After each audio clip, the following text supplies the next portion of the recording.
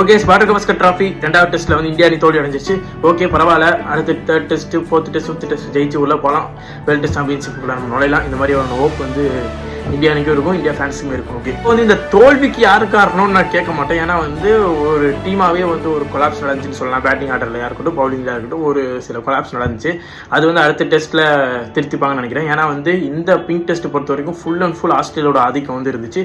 மொதல் டெஸ்ட்ல நம்ம தோத்துட்டோம். இப்போ வந்து ஜெயிச்சாகணுன்ற அவங்களோட ஆக்ரோஷமான கேம் பிளே நமக்கு தெரியும். ஆஸ்திரேலியா வந்து ஒரு மேட்ச் தோத்துட்டாங்கன்னா அடுத்த மேட்ச் வெறி கொண்டு தான் வருவாங்க. அதே மாதிரி தான் வெறி கொண்டு வந்தாங்க. ஆஸ்திரேலியாவோட அந்த ஆக்ரோஷத்தை நம்மளால கட்டுப்படுத்த முடியல, அதுதான் உண்மை. ஆனால் ஒரு கூட்டம் வந்து கிளம்பி வரும். ரோஹித் சர்மாவோட கேப்டன்சி சரியில்லை, ரோஹித் சர்மாவோட பேட்டிங் ஃபார்ம் சரியில்லை, இதனால தான் மேட்ச் தோத்தோம், இந்த மாதிரி ஒரு கூட்டம் வரும். அதெல்லாம் நீங்கள் இக்னோர் பண்ணிடுங்க. ஏன்னா வந்து எதனால் டெஸ்ட் மேட்ச் இந்த செகண்ட் டெஸ்ட்டில் தோத்தோன்றது எல்லாத்துக்குமே தெரியும். அதுக்குன்னு ரோஹித் சர்மா கிரிட்டிசைஸ் பண்ணுறதுக்காக ஒரு கூட்டம் வரும், அதை கண்டுக்க வேணாம். Okay, 3rd test, 4th test, 5th டெஸ்ட்டில் கண்டிப்பாக ஜெயிக்கிறோம். வேர்ல்டு